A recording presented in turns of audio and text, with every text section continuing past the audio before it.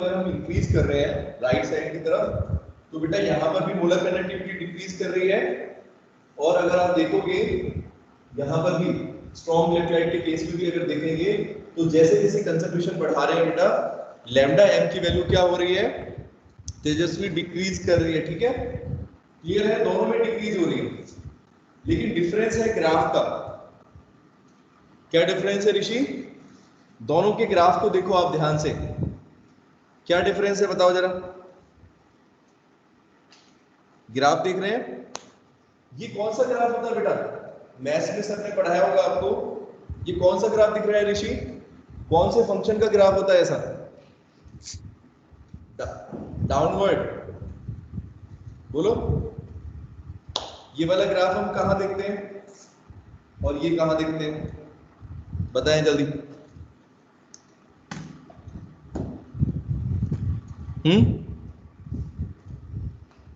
ये बेटा कौन से फंक्शन का होता है? मैथ्स के स्टूडेंट है वो तो बता सकते हैं। बताओ दिशा, ये कौन सा ग्राफ है? नीचे की तरफ आ रही है कर्व। ऐसा ग्राफ होता है e की पावर माइनस x का, है कि नहीं? एक तो ऊपर की तरफ एक्सपोनेंशियल फंक्शन ऋषि, अगर एक्सपोनेंशियल फंक्शन होता बेटा e की पावर x है ना, उसका ग्राफ कैसा रहता है? एकदम कहते हैं ना एक्सपोनेंशियली इनकम बढ़ रही है किसी की, कोई बिजनेसमैन है तो उसकी इनकम एक्सपोनेंशियली बढ़ती है ऋषि, ठीक है क्या? एक्सपोनेंशियल एकदम से, मतलब अगर आप ध्यान से देखो तो ये इंक्रीज नहीं कर रही, ये डिक्रीज कर रही है, डाउनवर्ड कर रहा है कि नहीं? बोलो बोलो, रिप्लाई तो करो। ठीक है, तो e की पावर माइनस x फंक्शन का बेटा ग्राफ है सर। ये ग्राफ कैसा होता है? e की पावर माइनस x मतलब कि एक्सपोनेंशियल फंक्शन तो है लेकिन एक्सपोनेंशियली बेटा क्या कर रहा है? डिक्रीजिंग साइड पर है। बोलो, रिप्लाई करें सभी बच्चे। yes, बताओ sir. है ना Mansi? yes, sir. e power minus x type का ग्राफ है, इस तरह का है। अभी समझाऊंगा इसका मतलब और डिटेल में। और यहाँ देखोगे तो बेटा कैसा ग्राफ दिख रहा है अपने को?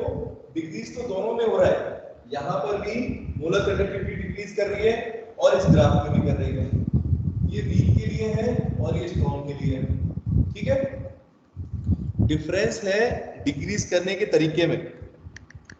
तो आप लोग बेटा मुझे बताओ, मानसी ये बताओ, इन दोनों ग्राफ को देखकर आपको क्या समझ में आता है कि यहां पर अगर हम ध्यान दें तो बेटा जैसे मान लो अगर कोई, जैसे मान लो कोई ऑब्जेक्ट मूव कर रही है, ठीक है, तो अगर मान लो अगर 100 की स्पीड पे चल रही है मान लो, ठीक है, 100 से अगर बेटा एकदम से आपने ब्रेक लगाया, ठीक है, तो उसमें दो तरीके से उसकी स्पीड डिक्रीज कर सकती है। एक तो है एक्सपोनेंशियली और एक होता है लीनियर।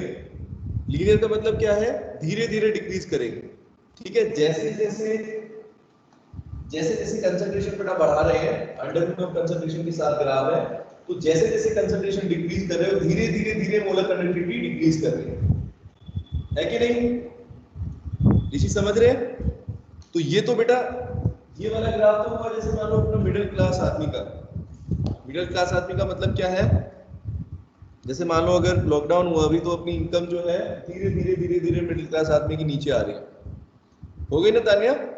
ऐसे धीरे धीरे, क्योंकि इतना ज्यादा कर्जा थोड़ी ले रखा था, अपना नॉर्मल चल रहे थे। ठीक है, और ये वाला ग्राफ किसका है?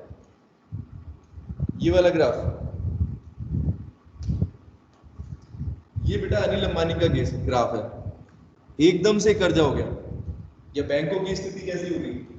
एकदम से डाउनवर्ड, मतलब कि बहुत, अगर कंसंट्रेशन में बेटा अगर हम कंसंट्रेशन को डिक्रीज कर रहे हैं, है ना, ये कंसंट्रेशन बढ़ा रहे हैं, तो बेटा जितना कंसंट्रेशन में इंक्रीज कर रहे हैं उससे कहीं ज्यादा डिक्रीज कर रही है मोलर कंडक्टिविटी की वैल्यू। समझे? एक्सपोनेंशियली डिक्रीज हो रहा है। yes, ऋषि एक्सपोनेंशियली डिक्रीज कर रही है। एक्सपोनेंशियल बोलते हैं कैसे जैसे दिन दुगनी रात चौगनी, ठीक है, बहुत तेज स्पीड से। एक्सपोनेंशियल का मतलब होता है, वर्ड का वैसे भी मतलब होता है कि बहुत एक्सपोनेंशियली इंक्रीज करना या डिक्रीज करना, एकदम से रातों रात डिक्रीज हो गई। इनकम जो है बिल्कुल एकदम रातों रात चली गई। ठीक है, शेयर मार्केट में जो पैसा लगाते हैं तो एकदम से ऐसा हो गया ना, मार्केट डाउन हो गया, तो इस तरीके से एकदम से डाउन आ गया। समझ गए दोनों ग्राफ? अब ऐसा हुआ क्यों, ये समझते हैं। ये दोनों डिफरेंस बेटा क्यों दिख रहे हैं आपको, इस तरीके से क्यों दिख रहा है, इसमें स्ट्रॉन्ग में और वीक में ऐसा क्यों दिख रहा है, ये भी आप समझो। देखो, इसके लिए याद करो, मैंने आपको वीक और स्ट्रॉन्ग में डिफरेंस बताया था कि जैसे मान लो अगर वीक इलेक्ट्रोलाइट की बात करते हैं, तो वीक इलेक्ट्रोलाइट में बेटा अगर हम एसिटिक एसिड का एग्जांपल लें, if we take example of acetic acid, तो एसिटिक एसिड बेटा कैसे डिसोसिएट होता है, आयंस में डिसोसिएट होगा, CH3CO negative plus H positive, है ना। लेकिन बेटा वीक इलेक्ट्रोलाइट के केस में क्या होता है, जब आप किसी इलेक्ट्रोलाइट को, वीक इलेक्ट्रोलाइट को वाटर में डालते हो, तो बेटा हमें क्या दिखता है कि एकदम से उसका डिसोसिएशन नहीं होता पूरी तरह से, है ना ऋषि। आपने वाटर के अंदर इलेक्ट्रोलाइट को डाला, मान लो एसिटिक एसिड को डाला, एक वीक इलेक्ट्रोलाइट को, तो क्या देखेंगे बेटा, एट ए पर्टिकुलर टेम्परेचर पर आप देखोगे कि उसका डिसोसिएशन कितना रहेगा, बहुत कम रहता है, 5%, 10%, 30%, कुछ भी ले लो, मान लो 10 या 15% है स्टार्टिंग में इनिशियली। तो इसका मतलब क्या हुआ, इसका मतलब तानिया क्या हुआ बेटा, कि अभी अगर आपने मान लो 100 मोल लिए हैं, अगर आपने 100 मोल लिए हैं इस एसिटिक एसिड के, तो उसमें से बेटा कितने आयंस में कन्वर्ट हुए, सिर्फ 10%, का मतलब 10 हो गए, 10 या 15। बाकी अभी कैसे है बेटा, बाकी अनडिसोसिएटेड है, मतलब कि वो ब्रेक डाउन नहीं हुए, वो आयंस में कन्वर्ट नहीं हुए। तो जब बेटा आयंस में कन्वर्ट ही नहीं हुए, तो क्या उनकी वजह से कोई कंडक्टिविटी की वैल्यू आएगी, बताओ तानिया। जब 10% ही ब्रेक डाउन हुए हैं, नहीं होगी। तो अभी कंडक्टिविटी कितनी हुई, अगर मान के चले, मान लो तो सिर्फ 10% की वजह से होगी, ऐसे लेके चलो 10% की वजह से कंडक्टिविटी होगी, सिर्फ 10% आयंस ब्रेक डाउन होगा।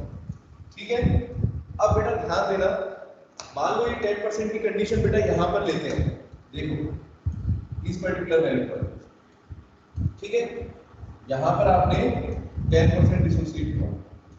अब आप देखना, मैं कंसंट्रेशन को धीरे धीरे कम कर रहा हूं। तो मैंने लास्ट क्लास में भी बताया था आप लोगों को कि कंसंट्रेशन कम करने का मतलब क्या होता है, बोलो। कंसंट्रेशन और डायल्यूशन का आपस में रिलेशन बताया था, concentration is inversely proportional to dilution, बोलो।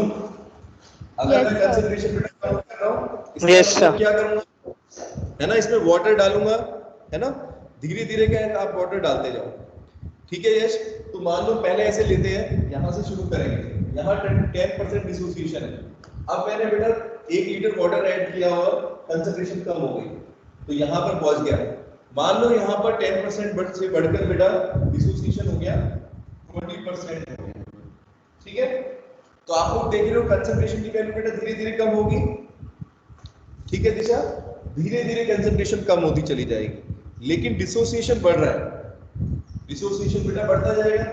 अब 20% है, अगर 20% डिसोसिएट हो गए तो उनकी कंडक्टिविटी क्या होगी, डबल हो जाएगी, जो भी पहले वैल्यू थी, है ना, 10% के लिए जो कंडक्टिविटी की वैल्यू थी उसकी डबल हो जाएगी। इसी तरीके से आप देखते चले जाओ बेटा, धीरे धीरे धीरे धीरे यहां तक आ जाओ। मान लो सपोज इस पॉइंट पर आ जाओ, बिल्कुल लास्ट पॉइंट ले लेता हूं, ये यहां पर मान लो बेटा, यहां पर अगर आप देखोगे तो लगभग 99% ले लेते हैं, 99% डिसोसिएट हो गया। वैसे जनरली 99% डिसोसिएट हो गया बेटा। तो यहां पर 99% जब बेटा डिसोसिएट हो जाएगा तेजस्वी, तो मोलर कंडक्टिविटी की वैल्यू आपको क्या दिख रही है, मैक्सिमम होगी। What will be the value of molar conductivity, देखो ग्राफ लगभग यहां पर मैक्सिमम पहुंच गया, धीरे धीरे धीरे धीरे इंक्रीज कर रही है डेल्टा एम की वैल्यू, लैम्डा एम की वैल्यू मैक्सिमम हो गई बेटा, लैम्डा एम की वैल्यू मैक्सिमम, यस और नो, बताओ, मैक्सिमम हो गई। ठीक है, यस बेटा, है ना, सबको समझ में आ गया कि मैक्सिमम हो रही है तो ध्यान दो कंसंट्रेशन की वैल्यू क्या हुई होगी उस टाइम पर। कंसंट्रेशन बेटा बिल्कुल लगभग 0 के करीब चली जाएगी वहां पर। बिल्कुल आप देखोगे ध्यान से, यहाँ पर अगर मैं लूं तो यहाँ पर बेटा ये ओरिजिन है, तो यहाँ C की वैल्यू लगभग कितनी पहुंच रही है, ऐसे बेटा कुछ होगी 0.000 समथिंग 1 मोलर, ऐसी कुछ पहुंच गई। देख रहे हैं, बहुत छोटी कंसंट्रेशन की वैल्यू बहुत कम हो जाएगी धीरे धीरे। ठीक है, समझे मेरी बात? तो आपने क्या देखा बेटा कि कंसंट्रेशन की वैल्यू बिल्कुल एकदम कम हो गई, तो वहां पर मोलर कंडक्टिविटी की वैल्यू बेटा क्या हो गई, मैक्सिमम आ गई। ठीक है यश, और इस पर्टिकुलर कंसंट्रेशन पर मतलब मिनिमम कंसंट्रेशन की जो वैल्यू है उस पर अपनी बेटा लैम्डा एम की वैल्यू क्या आ रही है, मैक्सिमम वैल्यू आ रही है। इसी मैक्सिमम वैल्यू को बोलते हैं, यहां पर एक टर्म आता है लैम्डा एम नॉट। क्या बोलते हैं बेटा, लैम्डा एम नॉट। इसका मतलब है it is called limiting molar conductivity, limiting molar conductivity.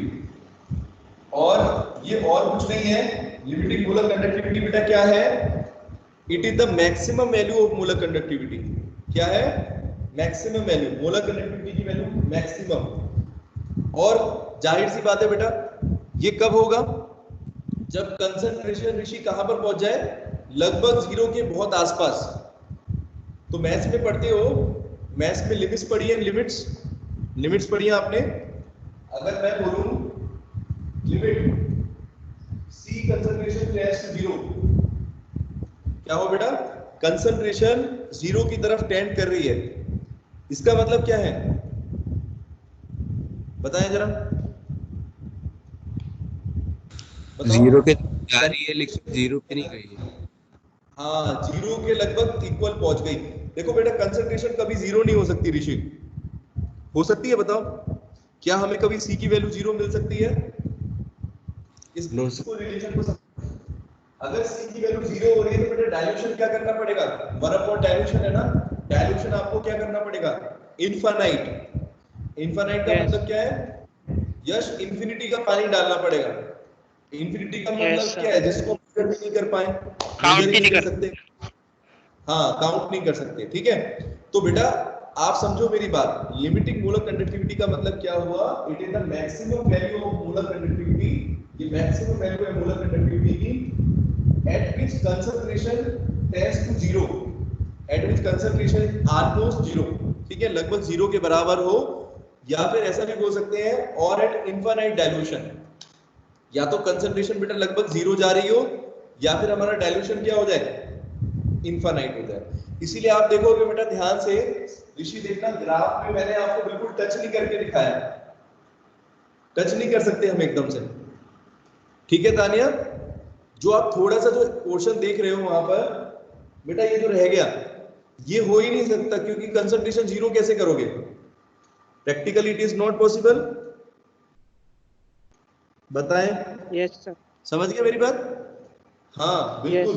Yes sir. आप देखोगे, हाँ बिल्कुल लगभग वहां तक पहुंच गया है, लेकिन टच नहीं करेगा, क्योंकि 0% 0 concentration is not practically possible in case of weak electrolyte.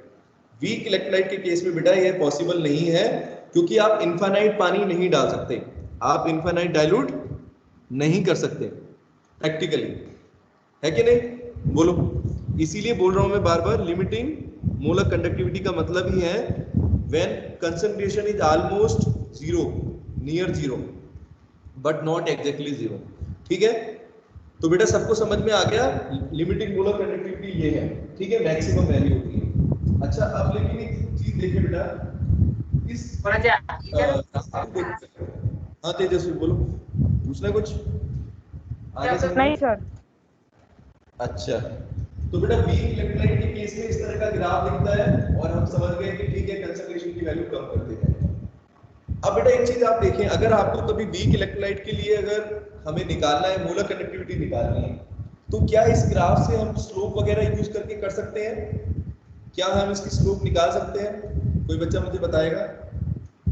Mansi, क्या बेटा इस ग्राफ की स्लोप आप मेजर कर सकते हो, मतलब वैल्यू निकाल सकते हो मोलर कंडक्टिविटी ग्राफ से, इस तरह के फंक्शन के केस में, जब आपका इस तरीके का है? कोई यहाँ पर पॉइंट्स वगैरह? बहुत ही मुश्किल है, क्योंकि आप लोग देखो पढ़ते होगे कि अगर बेटा कोई स्ट्रेट लाइन होती है, अगर कोई लीनियर ग्राफ होता है, तो उसमें हम लाइन की इक्वेशन से क्या निकाल सकते हैं बेटा? उसकी वैल्यू निकाल सकते हैं। ये देखो इस वाले ग्राफ में अगर इस तरह का ग्राफ आपके पास हो तो आप आसानी से मेजर कर सकते हो, है ना?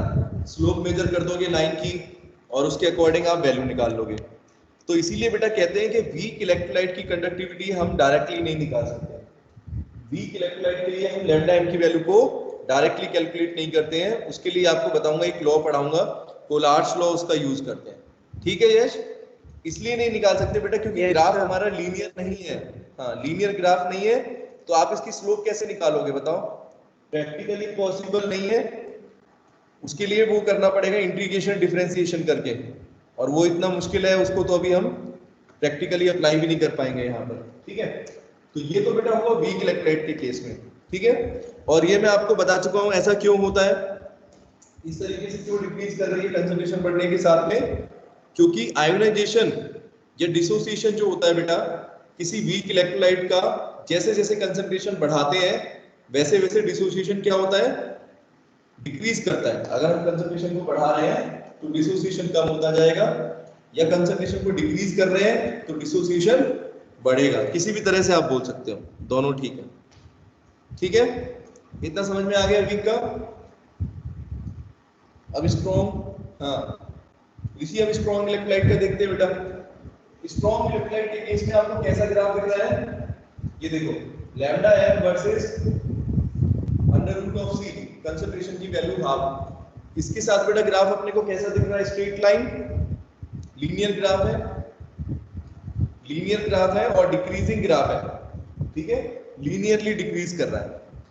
इसका मतलब बेटा हम क्या बोल सकते हैं यश, कि जैसे देखो जैसे जैसे कंसंट्रेशन बेटा डिक्रीज कर रहे हैं, लैम्डा एम की वैल्यू भी उसी प्रोपोर्शन में डिक्रीज हो रही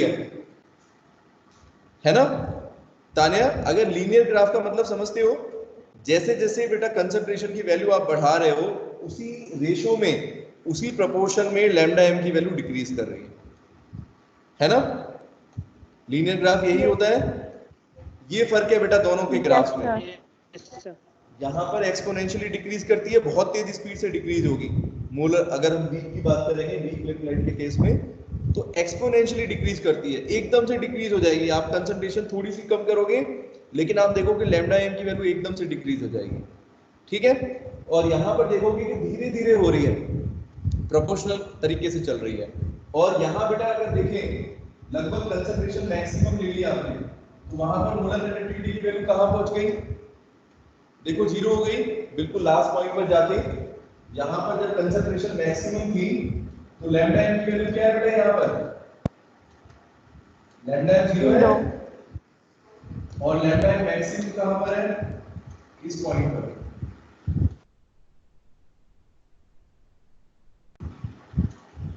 जीरो। ठीक है, फिर वही चीज है, इसमें भी लिमिटिंग मोलर कंडक्टिविटी की वैल्यू आएगी, है ना? कितनी होगी बेटा लिमिटिंग मोलर कंडक्टिविटी की? डेफिनेशन सेम ही रहेगी आपकी। It is the maximum value of molar conductivity at, ठीक है, at concentration is equal to 0। लगभग कंसंट्रेशन 0 हो जाए या फिर आपका डाइल्यूशन इनफाइनाइट हो जाए। ठीक है, तो यहां पर हो जाएगी बेटा। लेकिन इस इक्वेशन को या इस ग्राफ को तैयार करने के लिए हम बोलते हैं एक इक्वेशन थी, ये 3 साइंटिस्ट ने मिलकर दी, 3 लोग थे इसके पीछे। इसको बोलते हैं गैबे हकल ऑनसेगर इक्वेशन। एक इक्वेशन है ऑनसेगर इक्वेशन, ये इक्वेशन का यूज करते हैं। उन्होंने क्या इक्वेशन दी थी मैं आपको बताता हूँ। रिलेशन दिया बेटा, इसको ये भी बोला जाता है it is the relation between limiting molar conductivity and molar conductivity. तो उन्होंने बेटा देखो क्या रिलेशन दिया, lambda M is equal to, उन्होंने बोला lambda M is equal to lambda M not minus, ये देखो lambda M not minus A under root C. ठीक है, ये बेटा इक्वेशन को बोलते हैं डेबे हकल ऑनसेगर इक्वेशन। दिख रही सबको? अब यहां पर देखना क्या चीज क्या है, मैं आपको बताता हूं। सबसे पहले लैम्डा एम बेटा क्या है यहाँ पर? लैम्डा एम का मतलब क्या हो गया? किसी भी, हाँ, कोई भी कंसंट्रेशन पर अगर हम मोलर कंडक्टिविटी की वैल्यू देख रहे हैं तो वो बेटा लैम्डा एम हो गई। लैम्डा एम नॉट का मतलब क्या हुआ? कहाँ है लैम्डा एम नॉट? ये है इस पर्टिकुलर कंसंट्रेशन पर। यहाँ पर लैम्डा एम की वैल्यू कितनी है बेटा? ग्राफ से देख सकते हैं, ठीक है। ए यहाँ पर क्या है बेटा? ए ये कांस्टेंट, ए कांस्टेंट है और ये डिपेंड करता है, it depend on the nature of electrolyte. अभी बताऊंगा आपको, it depends on the nature of electrolyte. A is a constant depend on nature of electrolyte. और अंडर रूट सी क्या है बेटा? सी का मतलब पता है सबको, सी इज द कंसंट्रेशन, ठीक है। अब बेटा इस लाइन की इक्वेशन, हाँ, ये जो इक्वेशन मैंने लिखी है, देखिए बेटा ध्यान से, ये किसी लाइन की ही इक्वेशन है। लाइन की इक्वेशन क्या होती है मानसी? जैसे कोई जनरल लाइन होती है तो उसमें स्लोप फॉर्म हम कैसे लिखते हैं उसको? देखेंगे ध्यान से। ये इक्वेशन होती है y = mx + c। पढ़ाया आप लोगों ने? Yes sir. बताओ जरा मैथ्स, y = mx + c। ये इक्वेशन होती है, किसी भी लाइन की इक्वेशन होती है ये, है ना, जिसमें m बेटा स्लोप होता है, x कोऑर्डिनेट हो गया, y मतलब y डायरेक्शन में कितना है, c कांस्टेंट है। एक बार इस इक्वेशन को बेटा इससे कंपेयर करते हैं तो अपने लोगों को क्या दिख रहा है? तेजस्वी देखिए बेटा, अगर हम लैम्डा एम को कंपेयर करें तो लैम्डा एम बेटा कौन सी एक्सिस पर दिखा रहा है हमें? y एक्सिस पर। देखो लैम्डा एम डिनोट किया मैंने, ये लैम्डा एम की वैल्यू डिक्रीज हो रही है ना।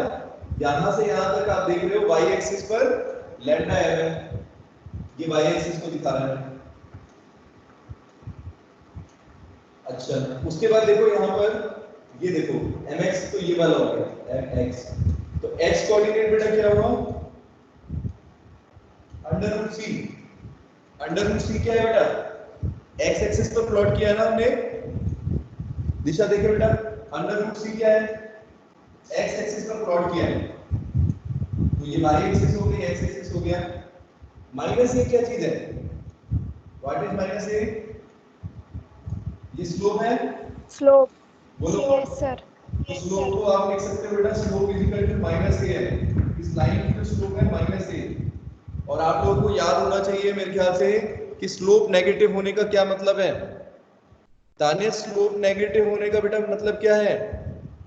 स्लोप कब पॉजिटिव होती है, कब नेगेटिव होती है किसी लाइन की? बताओ, समझ गए? स्लोप नेगेटिव होने का मतलब ऋषि क्या है? रिप्लाई करें। इंक्रीज करती है, डिक्रीज करती है? अगर यहां पर आप देखो आगे की तरफ, आगे की तरफ बेटा अगर उस एक्सिस पर जाएं तो हमारी वैल्यू क्या हो रही है? इस ग्राफ से अपने को क्या डिक्रीज दिख रहा है ना, तो इसीलिए बेटा स्लोप क्या आएगी हमेशा?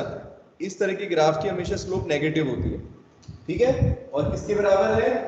-a के बराबर। अब तीसरी क्या चीज रह गई बेटा इस इक्वेशन में? देखना y = mx + c से कांस्टेंट रह गया। कांस्टेंट कहां है? कांस्टेंट एक और कांस्टेंट, ये lambda am not. Lambda am not बेटा क्या है? देखो ये वैल्यू है, किसी भी स्ट्रॉन्ग इलेक्ट्रोलाइट के लिए लैम्डा एम नॉट की वैल्यू बेटा फिक्स होगी, एक कांस्टेंट की तरह हो जाएगी ना तान्या। उसकी वैल्यू बेटा फिक्स हो गई कि मान लो सी की वैल्यू 0 है, लगभग उस पर हाँ लैम्डा एम नॉट की वैल्यू कांस्टेंट हो गई, तो लैम्डा एम नॉट कांस्टेंट बन गया। ये सारी चीज मैंने आपको एक्सप्लेन कर दी। ये क्या है बेटा? आपका एक तरह का कांस्टेंट है, सी की वैल्यू। तो अब देखो ये लाइन की इक्वेशन ही तो है, y = mx + c, है कि नहीं? बताएं जरा, समझ गए मेरी बात? ये आपकी Tapie-Huckel-Onsager equation is nothing but a linear equation in which we have plotted lambda m molar conductivity को बेटा अगर हम अंडर रूट सी के साथ प्लॉट करते हैं अपने को एक सीधा ग्राफ मिलता है, we get a straight graph, linear decreasing graph, ठीक है? बोलो ठीक है ताने, आगे समझ में? सभी बच्चे समझ गए इतना? ये इसको ही जाना जाता है। गुड। इसी इक्वेशन को बेटा मैं बार बार इसलिए कह रहा हूँ, आप लोग ये समझो बेटा, कोई भी चीज याद करने की जरूरत नहीं है। अगर आपने इसको y = mx + c से कंपेयर कर लिया ना, मान लो कोई इक्वेशन अगर भूल गए श्रेयांश, अगर हम इक्वेशन को भूल जाते हैं तो हम कैसे याद करेंगे? देखो क्या तरीका है, मैं कहता हूँ इसको याद करने की जरूरत नहीं है। इस ग्राफ को देखो, बस इस ग्राफ को याद कर लो। कैसे? इसमें बेटा y एक्सिस पर क्या चीज हमारी है? लैम्डा है। x एक्सिस पर क्या चीज रख रहे हो? √c। ठीक है, कांस्टेंट कौन सा है आपका? कांस्टेंट लैम्डा नॉट, और स्लोप क्या है? -a। अपने आप इक्वेशन बना दो, y = mx + c बना दो। y की जगह पुट करो लैम्डा है, mx की जगह बेटा पुट करो -a, और x क्या है आपका? √c प्लस c की वैल्यू क्या है? c कांस्टेंट है, लैम्डा नॉट। बन गई ना इक्वेशन? बोलो। ऐसे क्वेश्चन बेटा कई बार आए हैं। उसमें क्या है, एक जेई का क्वेश्चन मैंने देखा था, तो उसमें क्या है, सिर्फ आपको ये 4 इक्वेशन दिए हुए हैं ऑप्शंस में। ठीक है श्रेयांश? और जल्दी जल्दी में बच्चे एग्जाम में इतने प्रेशर में होते हैं कि वो फॉर्मूला लिखा रहेगा सामने, वो भी गलत करके आ जाएंगे। 4 ऐसे कंफ्यूजिंग ऑप्शंस दे देंगे आपको इसी तरह से चलते चलते। ठीक है, तो कैसे याद रखना है बेटा? इस इक्वेशन की हेल्प से, इस लाइन की इक्वेशन की हेल्प से आसानी से आप कर सकते हो। रट्टा मारने की जरूरत नहीं है, समझने की जरूरत है। ग्राफ समझ लो बस, ग्राफ आपको फटाफट याद हो जाएगा। ठीक है तानिया, आया बेटा समझ में? Yes sir. Yes sir. चलो गुड। अब बेटा यहाँ पर अपने आपको ए के बारे में बताता हूँ। ये ए जो है इसके बारे में समझो। मैंने यहाँ लिख दिया ए एक तरह का कांस्टेंट है जिसकी वैल्यू बेटा इलेक्ट्रोलाइट के ऊपर डिपेंड करती है। तो इलेक्ट्रोलाइट के नेचर के ऊपर कैसे डिपेंड करती है बताता हूँ। जैसे हम एग्जांपल लेते हैं कुछ इलेक्ट्रोलाइट्स का, ठीक है? तो इलेक्ट्रोलाइट्स के कुछ एग्जांपल लेंगे। जैसे पहले हम NaCl का लेते हैं। अगर बेटा कोई NaCl इलेक्ट्रोलाइट है तो NaCl बेटा कैसे ब्रेक डाउन होगा? Na positive plus Cl negative. ठीक है, तो बेटा A जो है एक्चुअल में ये और कुछ नहीं है, ये एक तरीके से कांस्टेंट है जो ये हमें बताएगा कि कितने नंबर ऑफ इलेक्ट्रॉन्स यहाँ पर यूज होंगे, मतलब all electrolytes of the same type have same value of A। हाँ, जैसे मान लो आपको सोडियम और क्लोरीन के केस में देखो Na पॉजिटिव और Cl नेगेटिव, तो बेटा इनकी जो जिस तरीके से वैलेंसी है, मतलब Na है, तो एक पोल को अगर तोड़ेंगे, अगर हम वन पोल NaCl को तोड़ते हैं तो दोनों के बेटा आपको कितने दिख रहे हैं? एक एक आयन दिख रहे हैं, मतलब एक Na पॉजिटिव एक Cl नेगेटिव, है ना? अगर ऐसा बेटा अगर है, NaCl की अगर बात करें या KCl में भी ऐसे ही होगा, तो आपको इलेक्ट्रोलाइट में A की वैल्यू क्या हो जाएगी बेटा? यहाँ पे A की वैल्यू हो जाएगी 1 और 1, Na के लिए भी 1 और Cl के लिए भी 1। समझे? अगर एक इलेक्ट्रॉन चाहिए अपने को रिड्यूस करने के लिए, या ऐसे समझ लो कि Na पॉजिटिव में कन्वर्ट हो गया, एक एक आयन बन रहे हैं दोनों के, तो फिर आप बोलोगे इट इज A की वैल्यू कितनी होगी दोनों के लिए बेटा? 1 1। Na पॉजिटिव के लिए भी 1 चाहिए और क्लोराइड के लिए भी 1 चाहिए। ठीक है तानिया, आया कुछ समझ में? इसी तरीके से दूसरा एग्जांपल देता हूं बेटा, मैग्नीशियम सल्फेट। मैग्नीशियम सल्फेट लो, MgSO4। इसमें कितने आयन बनेंगे बेटा? अगर एक आयन को ब्रेक डाउन करें तो कितना हो रहा है? 2 Mg2 पॉजिटिव सल्फेट 2 माइनस। तो यहाँ देखो MgSO4 के केस में क्या होगा, इसको हम बेटा लिखेंगे जितना इनके ऊपर आप देख रहे हो चार्ज है। जैसे यहाँ पर सोडियम के ऊपर ++1 चार्ज था, यहाँ पर दोनों के ऊपर 2 2 है, तो हम यहाँ पर बेटा A की वैल्यू कितनी हो जाएगी हमारी? 2 2 हो गई। यानी मैग्नीशियम 2+ के लिए बेटा 2 है और सल्फेट के लिए भी बेटा क्या है? 2 है। कोई मुश्किल चीज नहीं है, जितना इसके ऊपर चार्ज है ना, या जितने इलेक्ट्रॉन्स चाहिए इसको रिड्यूस करने के लिए, वो ही आपकी A की वैल्यू हो जाएगी। ठीक है, तो NaCl के लिए 1 1 और MgSO4 के लिए बेटा 2 2 बोलेंगे, यानी Mg के लिए Mg2 पॉजिटिव के लिए भी 2 चाहिए और सल्फेट के लिए भी A की वैल्यू 2 होगी।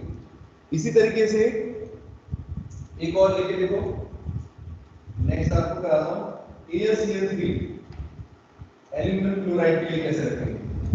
तो AlCl3 कैसे ब्रेक डाउन होगा बेटा, AlCl3 Al3 positive plus 3Cl minus. देखो तो कैसे हो जाएगा बेटा, A की वैल्यू कैसे लिखेंगे, एल्यूमिनियम पे कितना चार्ज है, एल्यूमिनियम की वैलेंसी 3 होती है, Yes. है ना। तो एल्यूमिनियम के लिए तो बेटा A की वैल्यू हो जाएगी 3 और क्लोराइड आयन के लिए कितना होगा 1, बस सिंपल सा है। तो A की वैल्यू बेटा इस तरीके से हम लिख सकते हैं, अगर Al3+ है तो उसके लिए 3 हो गई और क्लोराइड के लिए 1 हो गया। आया समझ में श्रेयांश, सिंपल सा है बेटा, A की वैल्यू कैसे लिखेंगे हम, आयन के ऊपर डिपेंड करता है। तो यहां तक बेटा आप समझ लो, ये आपका है टॉपिक लिमिटिंग मोलर कंडक्टिविटी। और अगर बेटा अपने को निकालनी है लिमिटिंग मोलर कंडक्टिविटी किसी इलेक्ट्रोलाइट की, तो हम कैसे निकाल सकते हैं, ठीक है, इस इक्वेशन का यूज करके कैलकुलेट कर सकते हैं, ठीक है। इतना आया समझ में। ए की वैल्यू अभी क्वेश्चंस करेंगे तो और अच्छे से समझ में आ जाएंगे। चलो पहले एक बार स्क्रीनशॉट ले लेता हूं उसका।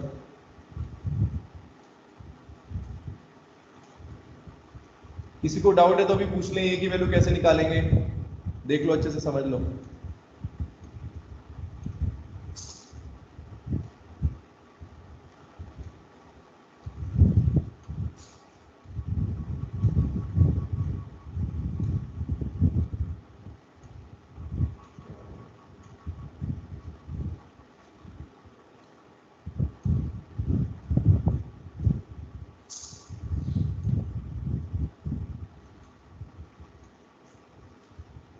चलो अब नेक्स्ट कराता हूं। इसके बाद बेटा नेक्स्ट हमारा है बहुत बहुत important, very very important, Kohlrausch's law.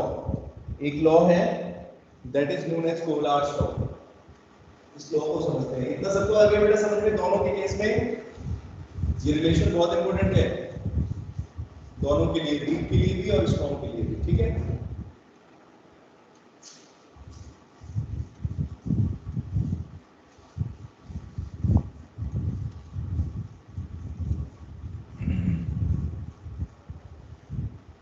एक चीज बेटा आप लोगों को ध्यान रखनी है,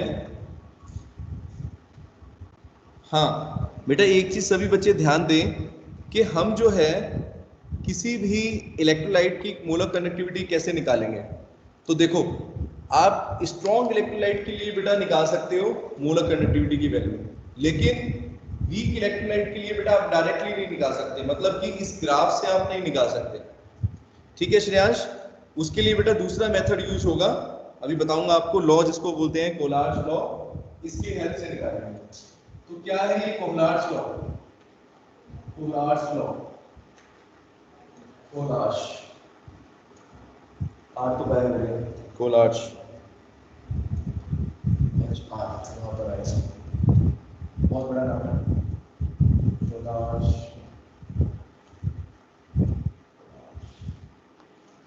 ठीक है, कोलार्स लॉ। तो ये कोलार्स लॉ बेटा क्या देता है, देखो तो एक जो साइंटिस्ट थे या जो आप बोलो केमिस्ट थे, इन्होंने ये लॉ दिया कोलार्स लॉ, और इस लॉ को ये भी बोला जाता है law of independent migration of ions. It is called law of independent migration of ions, independent migration of ions. इसका क्या मतलब है, पढ़ो सभी बच्चे। इंडिपेंडेंट माइग्रेशन ऑफ आयंस का क्या मतलब है बेटा, देखो क्या कहते हैं कोलार्स, एग्जांपल से समझाओ। जैसे अगर मान लो बेटा कोई इलेक्ट्रोलाइट हमने लिया, जैसे सोडियम क्लोराइड लिया, ठीक है। अगर बेटा मैंने एक इलेक्ट्रोलाइट फिल किया है इसके अंदर, ठीक है, सोडियम क्लोराइड मेरा फिल है NaCl, तो जैसे बेटा NaCl को वाटर में डालूंगा क्या होगा, तान्या क्या होगा, जैसे आपने वाटर के अंदर NaCl को डाला क्या होने वाला है, कंप्लीट डिसोसिएशन हो जाएगा, पूरी तरह से डिसोसिएशन हो गया। अब बेटा मेरी बात समझना ध्यान से, कंप्लीट डिसोसिएशन का मतलब ये हुआ कि ये आयन बेटा अलग हो गया, ये दोनों आयन इंडिपेंडेंट हो गए, ठीक है। तो अगर बेटा मैं पूछूं आपसे कि NaCl की मोलर कंडक्टिविटी हम कैसे निकालेंगे, how we will find the molar conductivity of NaCl, तो कैसे निकालेंगे बेटा, क्या तरीका होना चाहिए, lambda m of Na sodium ion की वजह से कितनी हुई और क्लोराइड आयन की वजह से कितना हुआ, समझे मेरी बात।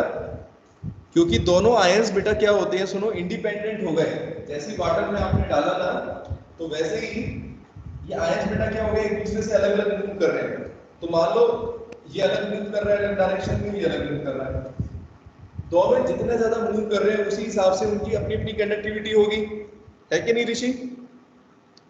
अगर हाँ समझ गए, तो अगर बेटा अगर अपने को NaCl की कंडक्टिविटी निकालनी है तो हम क्या करेंगे, इसके लिए हमें क्या करेंगे, जो भी केटायंस या एनायंस इस सॉल्यूशन के अंदर हैं उन केटायन और एनायन की मोलर कंडक्टिविटी को बेटा आप क्या कर दोगे, सम कर दोगे, तो you will get the total value of the molar conductivity, ठीक है। प्राची आया बेटा समझ में। अगर हम किसी भी इलेक्ट्रोलाइट के लिए निकालना चाहते हैं तो उसके जितने भी बेटा आयंस होंगे उनकी मोलर कंडक्टिविटी की वैल्यू को सिंपली ऐड कर देंगे, ठीक है तानिया। और फिर हमारा क्या आ जाएगा, इससे हम डायरेक्टली निकाल सकते हैं मोलर कंडक्टिविटी की वैल्यू। तो यही लिखा हुआ है इस लॉ के अंदर, this law states that limiting molar conductivity, limiting molar conductivity का मतलब बेटा क्या था, देखो यहाँ पर maximum value of molar conductivity है ना, हम मैक्सिमम की वैल्यू करेंगे। तो ये लॉ है बेटा इंडिपेंडेंट माइग्रेशन के लिए। यहाँ पर याद रखना है सभी बच्चों को कि हमेशा हम इसमें बात करते हैं लिमिटिंग मोलर कंडक्टिविटी, ठीक है ऋषि, मतलब कि maximum value of molar conductivity. अब मान लो किस तरीके से मेजर करें, हम मैक्सिमम वैल्यू को ही तो मेजर कर सकते हैं, अभी बीच बीच में तो मेजर नहीं करेंगे कि अब कितनी है। और वैसे भी स्ट्रॉन्ग के लिए आपको पता है जैसे ही आप वाटर में डालोगे उसका 100% डिसोसिएशन हो जाता है और उसी टाइम पर हम लैम्डा m की वैल्यू को कैलकुलेट करते हैं। तो लॉ कहता है that limiting molar conductivity of an electrolyte is the sum of the limiting ionic conductivity। बेटा क्या होता है, अगर किसी इलेक्ट्रोलाइट के लिए निकाल रहे हो, it is the sum of limiting ionic conductivity या electrolytic conductivity। ये सम है बेटा, ये क्या है, ऐड करके निकालेंगे। पर्टिकुलरली जितने भी केटायन हैं और जितने भी एनायन हैं, हर एक की जो भी लिमिटिंग मोलर कंडक्टिविटी होगी, ठीक है, उसको आप क्या कर दोगे, बस बेटा सिंपली मैथमेटिकली ऐड कर दोगे, ठीक है। प्रेजेंट इन, आगे लिखा हुआ है present in one formula unit of electrolyte. ये वन फॉर्मूला यूनिट का मतलब क्या है बेटा, वन फॉर्मूला यूनिट का मतलब क्या है,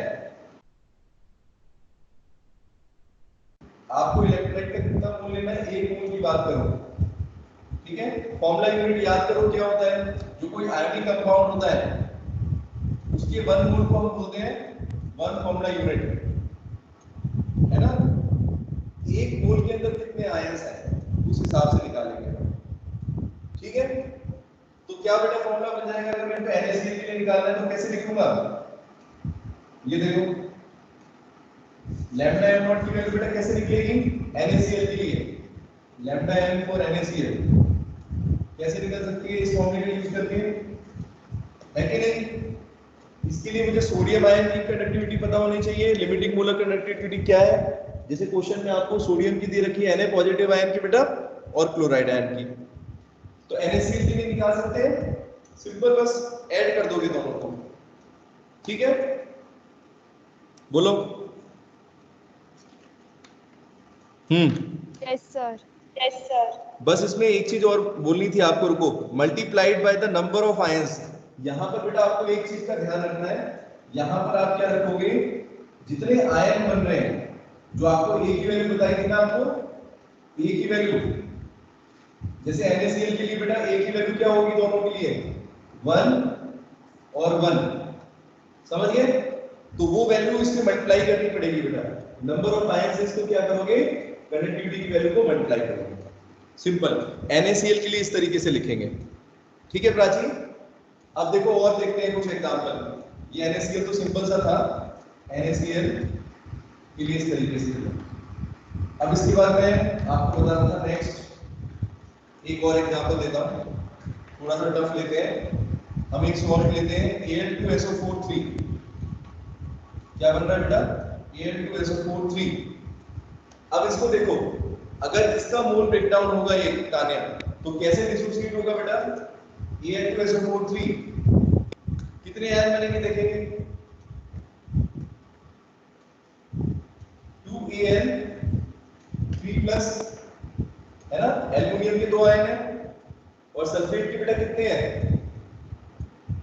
बोलो, 3 आयन सल्फेट के हो गए, ठीक है, दिख रहा है सबको? Al2SO4 3 बेटा देखो कैसे डिसोसिएट हुआ, 2Al3+ और 3 सल्फेट आयन। तो यानी बेटा A की वैल्यू कितनी होगी दोनों के लिए? क्या लिखोगे? A = ऐसे लिखते हैं 2 3, ठीक है, 2 for aluminium, 3 for sulphate. Vanshita बताएं, आया समझ में? अब लैम्डा m0 की वैल्यू कैसे निकालोगे? Lambda m0 for this Al2SO4 3 कैसे निकालेंगे बेटा? कैसे लिखेंगे बोलो? इसी का क्या लिखूं? सबसे पहले के टाइम के लिए लिखूंगा लैम्डा m0 Al3+, लेकिन बेटा कितने से मल्टीप्लाई करूंगा आगे? एल्युमिनियम के कितने आयन दिख रहे हैं? 2 हो गए, बस आपको यहाँ 2 से मल्टीप्लाई कर देना है, बस ये ध्यान रखना है। ऐसी सल्फेट के लिए बेटा क्या करेंगे? यहाँ पर आगे 3 है तो 3 लिख दो, और लैम्डा m0 की वैल्यू हो गई सल्फेट आयन के लिए। तो क्वेश्चन में कैसे दिया रहेगा बेटा? आपको इसकी कंडक्टिविटी की वैल्यू दी रहेगी, ठीक है, मान लो एल्युमिनियम Al3+ आयन की दी हुई है और सल्फेट आयन की दी हुई है, तो आपको इसके लिए निकालनी है। सिंपल निकाल लेंगे, मुश्किल है क्या? बोलो, इस तरीके से कैलकुलेट करना है, लिमिटिंग मोलर कंडक्टिविटी की वैल्यू बेटा निकालनी है। बताएं जरा, सबको आया? जैसे ध्यान से देख लो बोर्ड पर।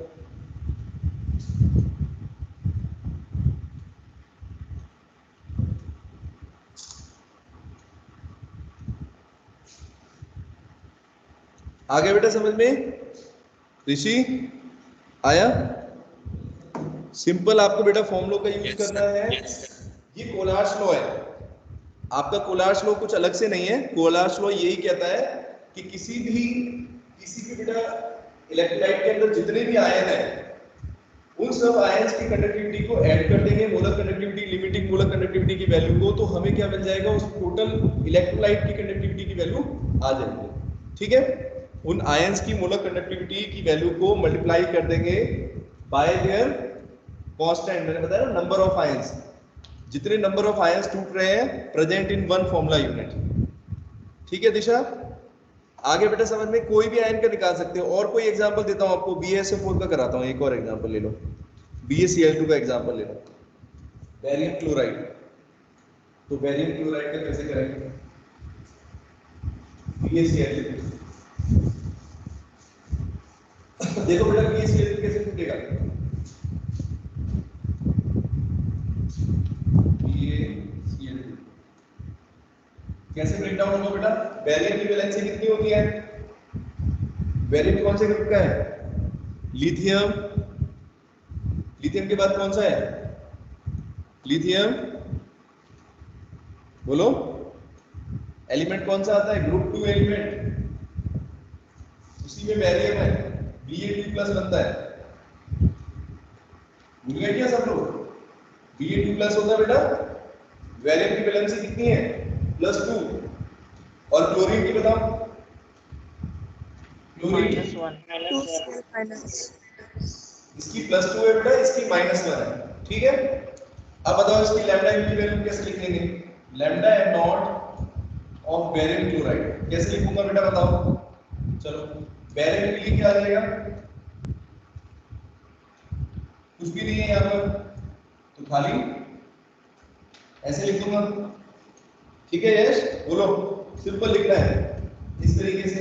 और यहाँ पर क्लोराइड के कितने आए हैं? 2 दिख रहे हैं, बस तो हो गए। लो, सिंपल है बिल्कुल। आप निकाल सकते हैं किसी का भी? कोई भी आपको अगर दिया हुआ है सॉल्ट, कोई भी इलेक्ट्रोलाइट दिया हुआ है, निकाल सकते हैं, बोलो, सिंपल है। ठीक है, बताएं।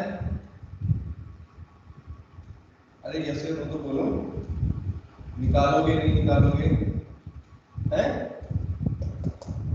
मानसी आ गया बेटा समझ में या मुश्किल है कुछ? बताओ। क्वेश्चन में आपको जैसे बेटा ये वैल्यू दी होगी, मैं आपको बताता हूँ वैल्यू में, जैसे आपको लैम्डा एम नॉट की वैल्यू दी होगी, ठीक है बेटा, लैम्डा एम नॉट और पी प्लस दे रखी होगी, जैसे एग्जांपल दे देता हूँ आपको, ठीक है। ये लो, इसकी वैल्यू मैंने 120 ले ली, 120, ठीक है, साइन मीटर स्क्वायर मोल ये दे रखी है आपको, और लैम्डा एम नॉट सीएल की वैल्यू दे रखी है आपको 135 siemens metre square mole inverse. तो बेटा बीएसीएल की कितनी आ जाएगी वैल्यू, जरा निकाल के देखते हैं एक बार, ठीक है मानसी, पुट करो बेटा वैल्यू। बीए2 प्लस की हो जाएगी, एक ही आया है 120, और क्लोराइड में कितनी हो जाएगी 2 into 135। अरे बहुत ही सिंपल है ये सोच रहे बच्चे बता रहे क्या है इसमें, कुछ भी नहीं है, सॉल्व कर दो बस, प्लस कर दो, 270 हो गया यहाँ पर, और 120 कितना हो गया, 370, 390, 390 हो गया, 390 साइमन मीटर स्क्वायर मोल बस। अभी सोच रहे हैं वाओ कितना आसान है ये क्वेश्चन, है ना आसान नंदनी या मुश्किल है? बताएं जरा। तो ऐसे क्वेश्चन बेटा डायरेक्टली एग्जाम में आए हुए हैं, ठीक है, कोलाज के ऊपर मानसी डायरेक्ट बेटा क्वेश्चन भी आ जाते हैं, सिंपल बस कि बैरियर की क्लोरीन की दी हुई है। बच्चे क्या गलती करते हैं मैं आपको बताता हूं वंशिता, यहां वैलेंसी गलत लिख देते हैं, है ना। जिन बच्चों को वैलेंसी याद नहीं रहती, देख लो एक छोटी सी वैलेंसी के कंसेप्ट से कितने क्वेश्चन गलत हो जाते हैं, है ना। अभी वेरिएम की भी बहुत सारे बच्चों को याद नहीं होगी, भूल जाते हैं ना ऋषि? अरे बोलो यस या नो तो बोलो, भूल गए थे कि नहीं? मैं आपको तरीके बताऊंगा बेटा, सारी चीज बताऊंगा, ऐसे मेथड्स बताऊंगा जिससे कभी वैलेंसी भूलोगे ही नहीं, ठीक है। लेकिन उसके लिए बेटा मैं इनऑर्गेनिक में आऊंगा तभी बता पाऊंगा, तब तक आपको थोड़ा पेशेंस रखना पड़ेगा। तो ग्रुप वाइज बेटा अपने को याद रखनी है वैलेंसियां, ठीक है।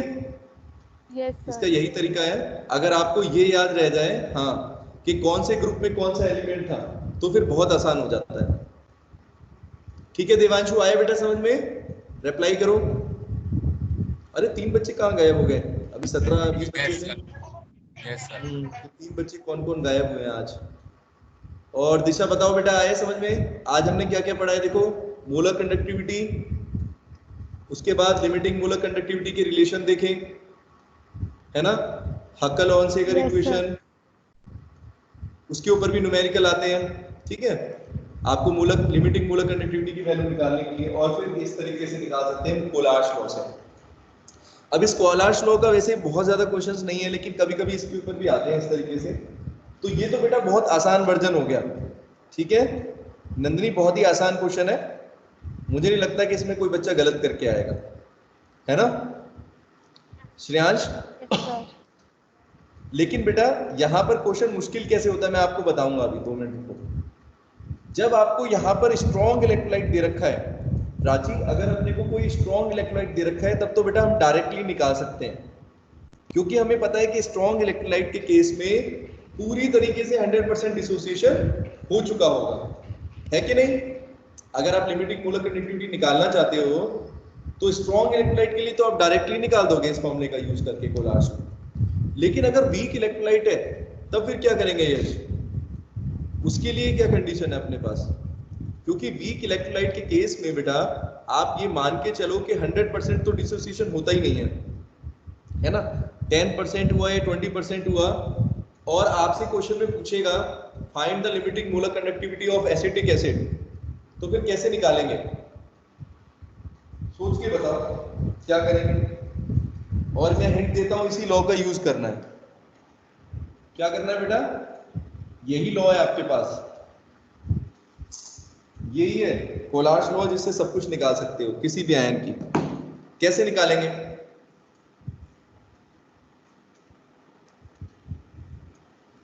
बताओ, किसी का दिमाग चल रहा हो तो बताओ। कौन से कैसे कर सकते हैं?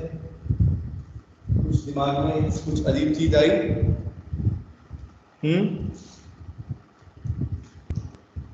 देखो बेटा कैसे करेंगे, जैसे अपने को एसिटिक एसिड की निकालनी है, CH3COH की molar conductivity, limiting molar conductivity मुझे निकालनी है।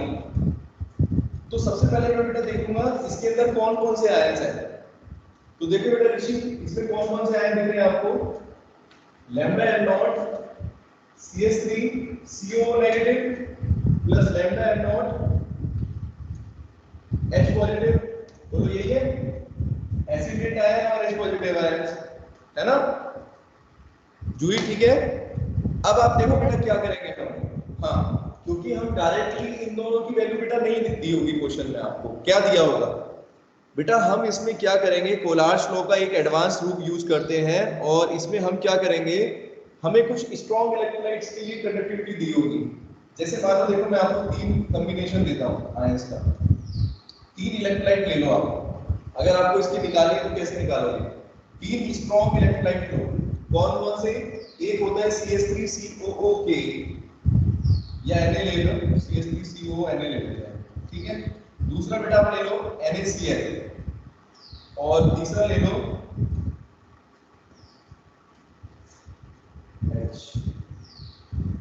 HCl ले लो। अब बेटा ध्यान से देखो, ये तीनों स्ट्रॉन्ग इलेक्ट्रोलाइट्स हैं, ठीक है दिशा? तीनों बेटा क्या है? स्ट्रॉन्ग इलेक्ट्रोलाइट्स हैं और तीनों की आपको बेटा हर एक आयन की कंडक्टिविटी की वैल्यू पता है। You know the molar conductivity, limiting molar conductivity of all these ions, ठीक है। अब देखो कैसे कैसे डिसोसिएट होते हैं, ये दिखाता हूं मैं आपको। ये डिसोसिएट होगा तो बेटा कैसे होगा? CH3CO negative plus Na positive, है ना। NaCl होगा तो Na positive plus Cl negative. HCl कैसे होगा? H positive plus Cl negative. अब बेटा हमें कौन कौन से आयंस चाहिए, एक बार ध्यान दें सभी बच्चे, मुझे कौन कौन से आयन चाहिए जिसकी निकालनी है? एक तो H पॉजिटिव चाहिए और एक चाहिए CH3CO माइनस, ठीक है बेटा। एक तो ये चाहिए CH3CO और एक H पॉजिटिव। ध्यान दें सभी बच्चे, इन इक्वेशंस को मैं ऐसे नंबर डाल देता हूं। ये देखो, अगर मैं पहली इक्वेशन को बेटा, अगर मैं क्या करूं, पहली इक्वेशन और दूसरी इक्वेशन को ऐड कर दूं, पहली और दूसरी को ऐड, पहली और तीसरी को ऐड करो, adding 1 and 3 and subtracting second from it, subtracting second from it, तो क्या होगा? देखो अगर इन दोनों को बेटा ऐड करूंगा तो कौन कौन से आयन दिख रहे हैं? देखो जरा, CH3CO minus plus Na positive plus HCl plus sorry H positive plus Cl negative, और माइनस बेटा कौन सी कर रहा हूं? देखो साइन चेंज कर देता हूं यहां पर, ये देखो। अब आप देखना कौन, अगर मैं इस तरीके से इन दोनों को ऐड करके इसको सब्ट्रैक्ट करता हूं तो मेरे को क्या मिल रहा है? मानसी देखेंगे बेटा, Na से Na कट गया, यस सर। क्लोराइड आयन से क्लोराइड सॉल्व हो गया। मुझे कौन से आयन चाहिए थे? देखो देख रहे हैं आप लोग क्या किया है मैंने यहाँ पर?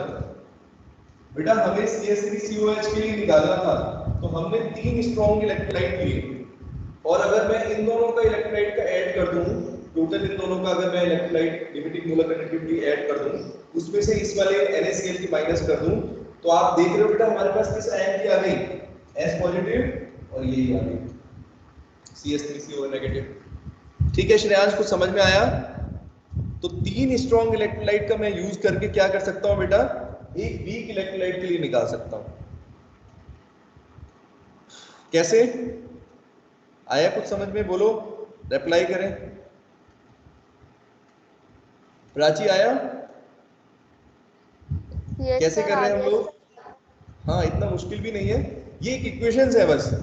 अब देखो कैसे मैं आपको समझाता हूं। इन छहों की आपको मोलर कंडक्टिविटी बेटा दे रखी है क्वेश्चन में, दिशा इन छहों की मोलर कंडक्टिविटी आपको दी रहेगी, ठीक है। और इन दोनों के लिए निकाल लोगे। कल न्यूमेरिकल इसके ऊपर कराऊंगा तो आपको समझ में आ जाएगा, ठीक है। इसके ऊपर एक न्यूमेरिकल कराऊंगा, वो समझ में आएगा। अभी आप बस ये बताओ कि इक्वेशन समझ में आई कि हमने क्या किया? हमें चाहिए थे ये वाला है और ये वाला है, ठीक है। अब डायरेक्टली तो निकाल नहीं सकते, इन्हीं तीनों का बेटा यूज करना है। तो इन तीनों को कैसे किया हमने, इन तीनों को ऐड कर दिया, फर्स्ट और थर्ड को ऐड कर दिया, इसमें से इसको सब्ट्रैक्ट कर दिया, तो अपने को एसिटिक एसिड की मोलर कंडक्टिविटी की वैल्यू मिल जाएगी। ठीक है, तो इसको बोलते हैं कैलकुलेशन। हाँ, ये एप्लीकेशन है बेटा, कोलार्स लॉ का एक एप्लीकेशन है, नोट्स में आपको दे रखा है मैंने, पढ़ना आज बच्चे सभी। ठीक है, lambda am not for weak electrolyte निकाल सकते हैं इनफाइनाइट डाइल्यूशन के ऊपर। ठीक है, तो बच्चे सभी पढ़ेंगे इसको, और इसके ऊपर न्यूमेरिकल भी है, देखो ये पीछे दिया हुआ है, इसको सभी बच्चे पढ़ के आना, करके देखना कि कैसे करना है, बिल्कुल ऐसे ही जैसे अभी बताया है आपको, ये देखो। ठीक है, एक बार पहले से पढ़ लेंगे तो फिर समझ में आएगा अच्छे से। ठीक है श्रेयांश बेटा, इसके ऊपर बहुत क्वेश्चंस आते हैं, मैं बता रहा हूँ। Limiting molar conductivity, Kohlrausch's law, very very important for exam. ठीक है, तो पढ़ लेना सभी बच्चे। Yes sir. टाइम भी हो गया। हाँ, और बेटा क्वेश्चंस डाउट वगैरह पूछा करो, कुछ ऐसा लगता ही नहीं कि कुछ करता है कोई। ठीक है प्राची, जो चीज बेटा समझ में नहीं आए एक बार खुद रीड करो, अपने आप सेल्फ स्टडी करना शुरू करो। मैंने कहा था आधा घंटा पढ़े, 15 मिनट पढ़े, लेकिन पढ़ना जरूर है, इंटरेस्ट लो सब्जेक्ट के अंदर, तभी सक्सेसफुल हो पाएंगे। ठीक है, ठीक है ऋषि, डाउट बेटा पूछा करो क्लास में। चलो okay, bye, take care. Bye sir, good day.